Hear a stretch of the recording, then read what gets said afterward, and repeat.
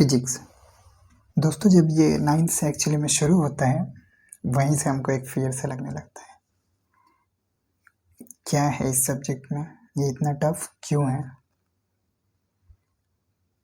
सब लोग तो नहीं, लेकिन कुछ कुछ के मन में ऐसा डर बैठ जाता है कि फिजिक्स बहुत ज़्यादा टफ है।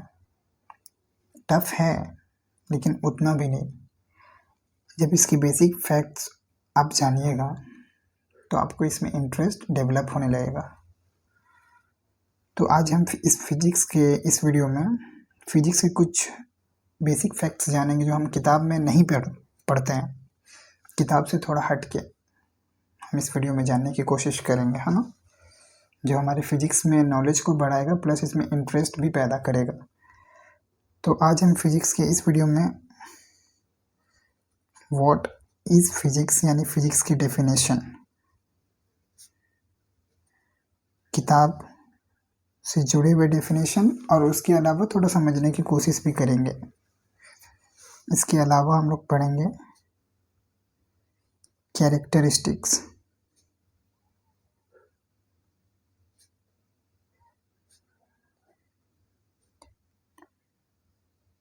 Of physics. फिजिक्स का कैरेक्टरिस्टिक्स मतलब कैसा होता है फिजिक्स, क्या पढ़ना है इसमें, ये सब पढ़ेंगे। कैसे पढ़ा जाता है फिजिक्स, कैसे आए इसके लॉज, ये सब जानेंगे। रिक्वायरमेंट्स, फिजिक्स को पढ़ने के लिए कुछ रिक्वायर्ड भी है। क्लासिफिकेशन, टाइप्स, और इनसे हटके physics related to our daily life, यानी डेली लाइफ में कुछ एग्जांपल्स देखेंगे जो फिजिक्स से कहीं ना कहीं ताल्लुक़ रखते हैं। तो हमें फिजिक्स जानना है। देखिए,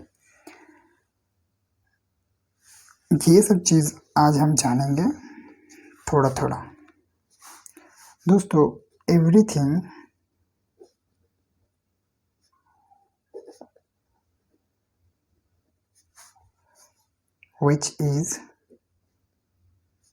which are happening around us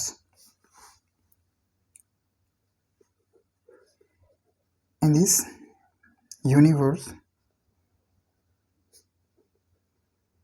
there are lots of interesting and fearful events are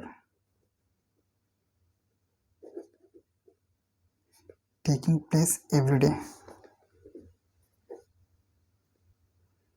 which we can see, feel, do or experience almost regular.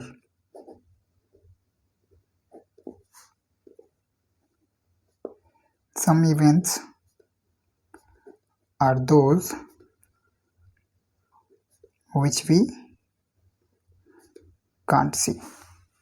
ठीक है, जो हम लोग अपना डेली लाइफ में अपने आसपास में देखते हैं, तो उसमें से कुछ फिनोमेना हम देख सकते हैं, कुछ फील कर सकते हैं, कुछ खुद भी करते हैं, कुछ नहीं भी करते हैं। तो ये सब क्यों बताया जा रहा है? दोस्तों, ये सब जो है ना फिजिक्स से रिलेटेड है। फिजिक्स जानने से पहले आप ये जानिए कि साइंस क्या है। साइंस का माना होता है जानना, यानी फिजिक्स हमें साइंस की ब्रांच है।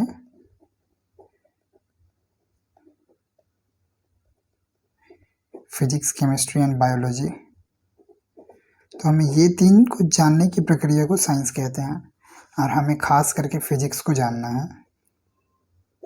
तो ना, फिजिक्स जो है वो ग्रीक वर्ड फ्यूजिस से लिया गया है।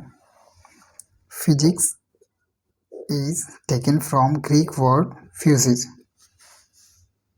और फिजिक्स का माना होता है नेचर, यानी फिजिक्स साफ साफ ताल्लुक़ रखता है कुदरत के साथ, यानी कुदरत की स्टडी को फिजिक्स कहते हैं, नेचर की स्टडी को फिजिक्स कहते हैं।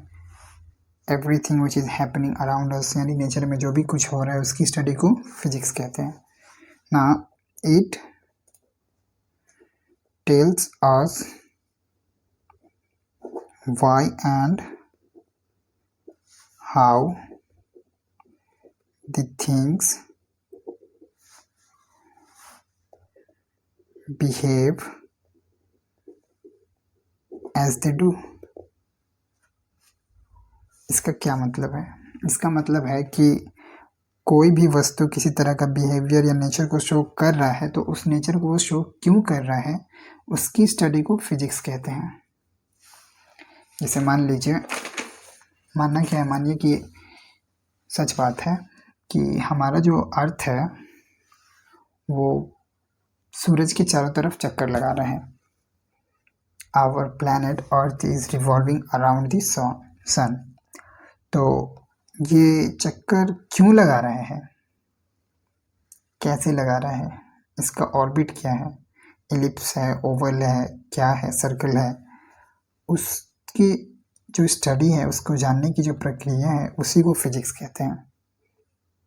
अगर ये पेन यहाँ पे रुका है तो क्यों रुका है, इस स्टडी को फिजिक्स कहते हैं। ओके, इसके अलावा हम एक और डिफिनेशन लिखते हैं। It is the branch of science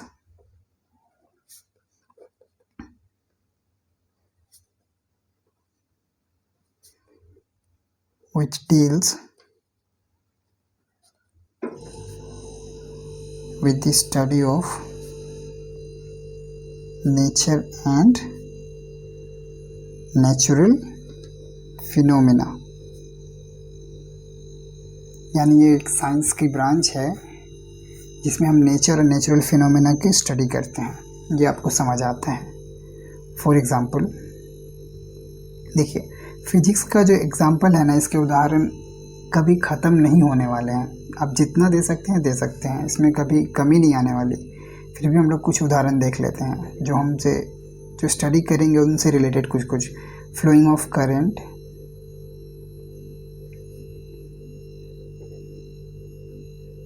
lightning of stars, floating of air balloon और बबल, कुछ भी कह सकते हैं। मतलब जो हवा वाला बलून होता है वो ऊपर क्यों उड़ जाता है, वेराज जो एप्पल होता है, फ्रूट होते हैं, वो नीचे क्यों गिरते हैं, कोई भी सामान नीचे गिरता है ना। Rusting of iron. इसके अलावा वर्किंग ऑफ सोलर सिस्टम कैसे काम कर रहा है, ये जानने की प्रक्रिया भी फिजिक्स है।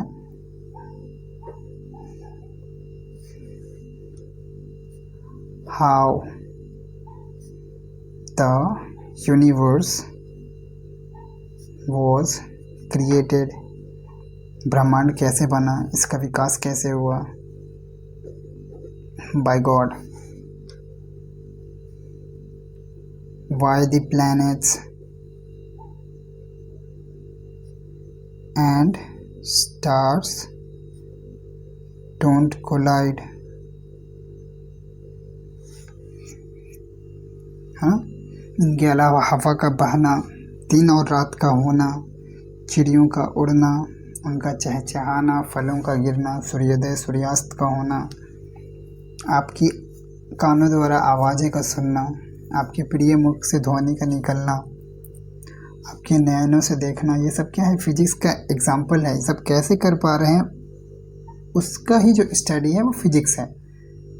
नेचर में किसी भी चीज़ की स्टडी कीजिए, फिजिक्स के अंदर आता है वो, है ना। अर्थात दुनिया की हर एक घटना जो घट रही है नेचर में, वो सभी फिजिक्स के द्वारा एक्सप्लेन किया जा सकता है। Everything which is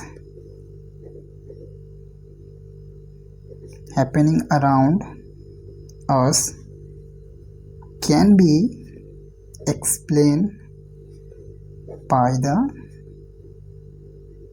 help of physics. Everything which is happening around us can be explained by the help of physics. एक ग्रेट फिजिसिस्ट है मिचियो काकू नाम के ना, ये कहते हैं कि if you want to understand future, you will have to understand physics. अगर आप भविष्य को जानना चाहते हैं तो आपको भौतिक जानना पड़ेगा। बहुत बड़ी बात कहे हैं इन लोग ने, इन्होंने, आप इनको एक बार सर्च करके देख सकते हैं ना। तो इन फिजिक्स में हम मेनली दो ही चीज़ की बात करते हैं। क्या है? In physics we mainly study about क्या? मैटर और एनर्जी। फिजिक्स आप जब भी पढ़िएगा आपके यहाँ दो ये वर्ड ज़रूर आएंगे, मैटर और energy, and also the interaction between them.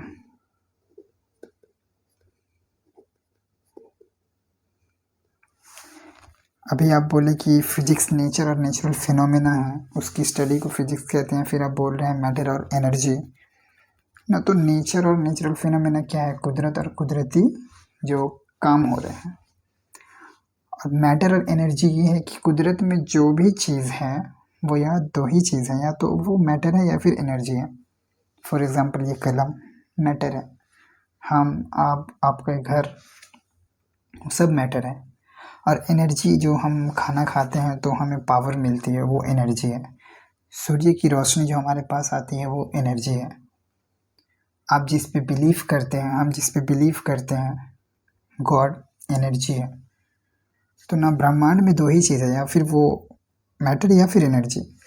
तो फिजिक्स ये दोनों चीज़ की ही पढ़ाई को फिजिक्स कहते हैं। ये दोनों चीज़ पे ही पढ़ाई होती है फिजिक्स में सिर्फ, और इनके बीच के इंटर कन्वर्जन ना, वो कैसे, मतलब दोनों एक दूसरे में बदलते हैं क्या? बिल्कुल बदलते हैं। देखिए, आपको भूख लगती है तो आपको एनर्जी की कमी होती है, तो इसके लिए आप कुछ खाते हैं, और वो खाना जो होता है वो मैटर है। That matter is converging into energy, वो आपके अंदर हो रहा है ना। और जब न्यूक्लियर रिएक्शंस होते हैं तो उसमें बहुत सारे एनर्जी चाहिए होते हैं, या फिर बहुत सारे एनर्जी कभी रिलीज़ भी होते हैं, तो उनमें से कुछ एनर्जी का मास में कन्वर्जन हो जाता है, and that mass is matter. तो एनर्जी यहाँ मास में बदल रहा है और हम यहाँ मैटर ले रहे हैं, वो एनर्जी में बदल रहा है। इसका मतलब दोनों इंटर कन्वर्जेबल है ना। तो अभी हमने कुछ इसके डेफिनेशन और एग्जांपल्स देख लिए हैं। अब कुछ एग्जांपल्स ऐसे देखें जो हमारे डेली लाइफ से जुड़ा हुए हैं। Now discussing about some habits और work which are related to our daily life, है ना। फिजिक्स से रिलेशन रखते हैं वो, है ना। जैसे कि एक अलार्म से क्या होता है दोस्त? अलार्म से साउंड निकलता है जो हमें जगाने में हेल्प करता है, लेकिन ये साउंड वेव की जो पढ़ाई है हम फिजिक्स में करते हैं। और इस साउंड वेव का यूज अलार्म के अलावा देखिए कहाँ कहाँ किया जाता है। मेडिकल, अल्ट्रासाउंड करने के लिए,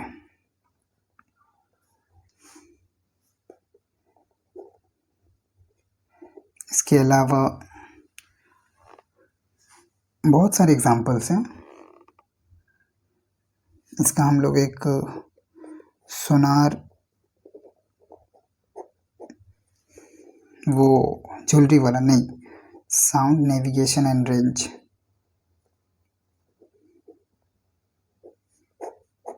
ये यूज़ किया जाता है ना to measure depth of ocean.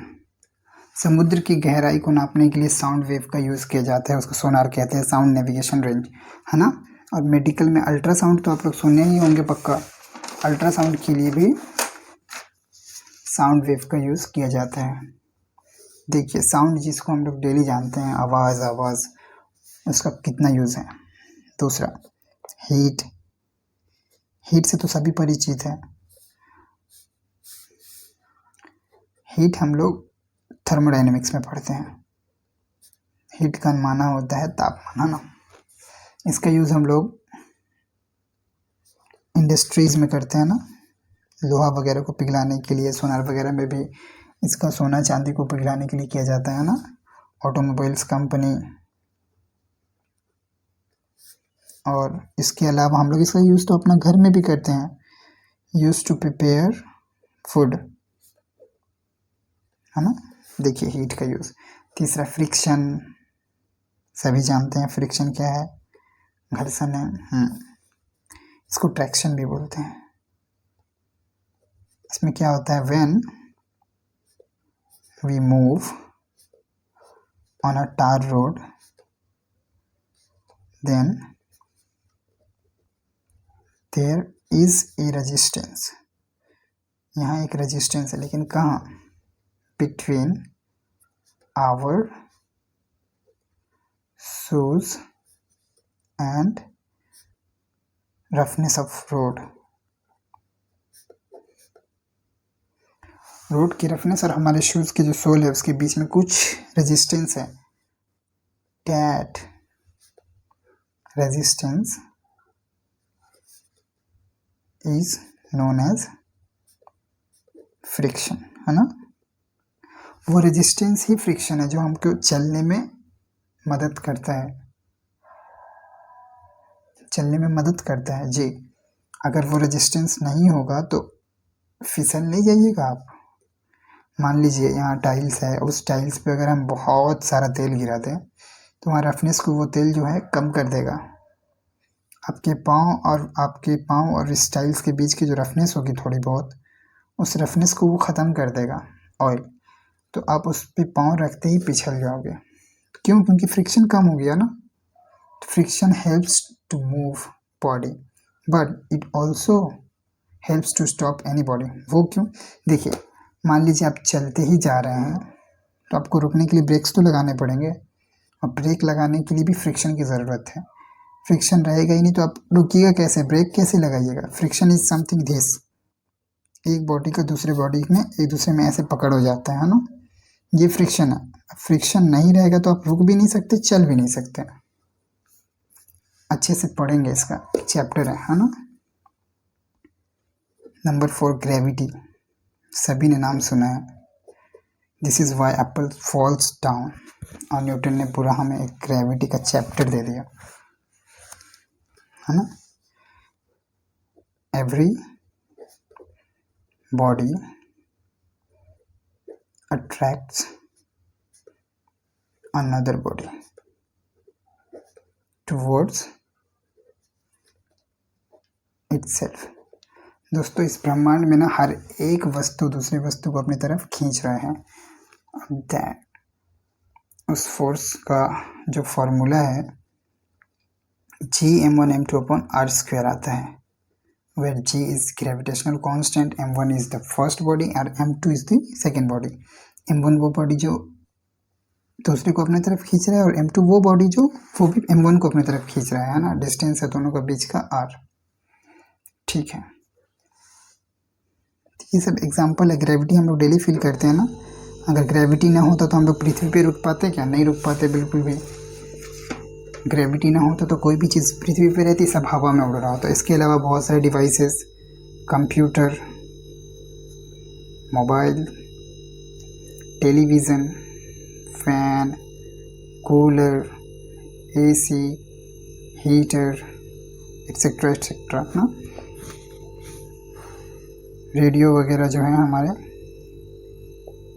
ये सब फिजिक्स से ही लाए हुए हैं डिवाइसेस, है ना।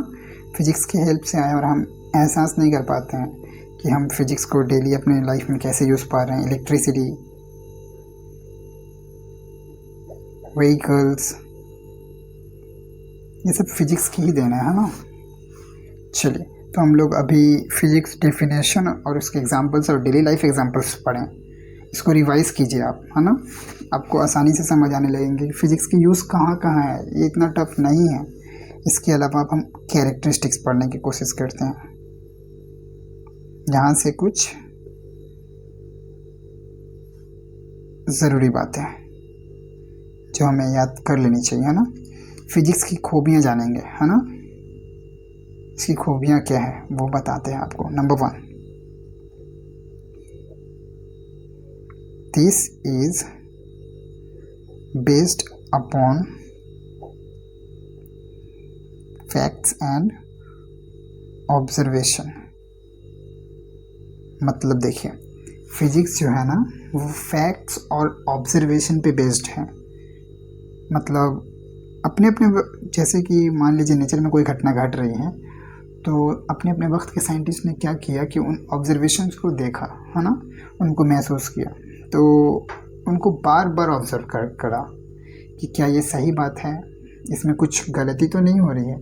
अगर वो बार बार ऑब्जर्व करने के बाद, उनको बार बार रीचेक करने के बाद वो लास्ट में अगर सही निकलता है तो फिर वो उनको रिलीज़ करते हैं, उन पर लॉज प्रिंसिपल्स दिए जाते हैं, उनको फिर रीचेक किया जाता है, चेक सभी साइंटिस्ट द्वारा दिखाया जाता है कि हाँ सही है गलत है, तो बोलते हैं नहीं सही है, पास होने के बाद उसको फिर रिलीज़ किया जाता है। तो इस बीच में बहुत समय लगते हैं, फैक्ट्स को देखना, उनको ऑब्जर्व करना, ये सब फिजिक्स इनके अलावा नहीं हो पाएगा, है ना। ऑब्जर्वेशन करना पड़ता है, फैक्ट्स भी होना चाहिए, हाँ सही बात है, ऐसा नहीं कि इल्यूज़न वगैरह सिर्फ चलेगा, यहाँ पे कोई इल्यूज़न कोई फिक्शन नहीं चलता, है ना, नो जादू टोना वर्क्स हियर, फैक्ट्स पे ही फिजिक्स बेस्ड है ना। दूसरा है, जो भी लॉज होते हैं ना और प्रिंसिपल होते हैं, the laws and principles are universal. Physics के जो भी लॉज एंड प्रिंसिपल है वो यूनिवर्सल है, मतलब हर जगह इनके लॉज और प्रिंसिपल एक ही जैसे काम करते हैं। जो हमने ये Gm1m2/r² लिया है, ये फिजिक्स का एक फार्मूला है, बहुत फेमस फार्मूला है, तो ये पूरा ब्रह्मांड में एक जैसा ही वर्क करेगा। ऐसा नहीं कि इसमें यहाँ पे आपका जी का वैल्यू कुछ और है, चांद पे कुछ और होगा, आपके घर पे कुछ और, नहीं, ये पूरा फार्मूला पूरा ब्रह्मांड में एक जैसे यूज़ होगा, ठीक। 3, फिजिक्स इज एवर डायनामिक्स, ये समझिए ना। फिर कहना चाह रहा है कि फिजिक्स इज एवर डायनामिक्स, मतलब ये है कि फिजिक्स जो है, ज़रूरी नहीं कि कोई साइंटिस्ट आज बोल दिए कि ये फार्मूला पक्का हो गया, ये हमारे लॉ जो है पक्का हो गए, तो इसमें कभी कोई सुधार नहीं किया जा सकता, कभी कोई इसमें चेंजेस नहीं आ सकता है, गलत। इसमें कोई चेंजेस आ भी सकता है, कोई सुधार हो सकता है, क्योंकि जैसे जैसे हम डेवलप कर रहे हैं तो हमारे पास इंस्ट्रूमेंट्स बढ़ रहे हैं, हमारे पास गैजेट्स बढ़ रहे हैं, तो हम किसी भी चीज़ को और बारीकी से जानने के लिए सक्षम हो पा रहे हैं। तो हो सकता है पिछले साइंटिस्ट ने हमें जो भी कुछ दिया है उसमें कुछ सुधार की ज़रूरत पड़ जाए, तो हम उसमें सुधार कर सकते हैं, लेकिन वो सुधार सही होना चाहिए, है ना, बिल्कुल। तो हम फिजिक्स में सुधार कर सकते हैं, ठीक। चलिए ना, अब हम लोग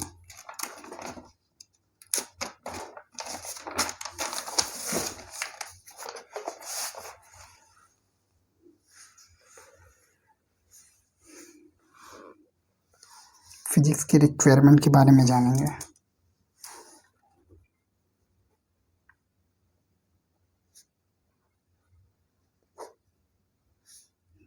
ज़रूरियात क्या है, फिजिक्स को जानने से पहले कुछ ज़रूरत की चीज़ें हैं जो हमें जान लेनी चाहिए, और आप लोग जानते हो ऑलरेडी, कोई बड़ी बात नहीं है। मैथमेटिक्स, ऑब्वियसली जब हम डेरिवेशन वगैरह करेंगे, न्यूमेरिकल सॉल्व करेंगे, तो हमें किस चीज़ की ज़रूरत पड़ेगी, मैथ्स। भाई बिना जोड़ घटा गुना भाग के कभी कोई जो मैथमेटिक्स बना पाया है, कोई डेरिवेशन कर पाएंगे क्या आप। मैथमेटिक्स की ज़रूरत पड़ती है फिजिक्स के लिए ना, तो मैथमेटिक्स का यूज़ हम फिजिक्स में टूल की तरह करते हैं, है ना। और हमें किस किस चीज़ को पढ़ने की ज़रूरत होती है इसमें ना, ट्रिग्नोमेट्रिक फंक्शन, सबकी थोड़ी बहुत नॉलेज होना चाहिए, एकदम महारथी फिजिक्स पढ़ने के लिए मैथ्स में महारथी होना ज़रूरी नहीं है, सबकी थोड़े थोड़े स्टडी ज़रूरी है बस। ट्रिग्नोमेट्रिक फंक्शन, अलजेब्रा, ये तो कॉमन है एकदम। इसके अलावा हमें differentiation, log, integration, differential equation, polynomial function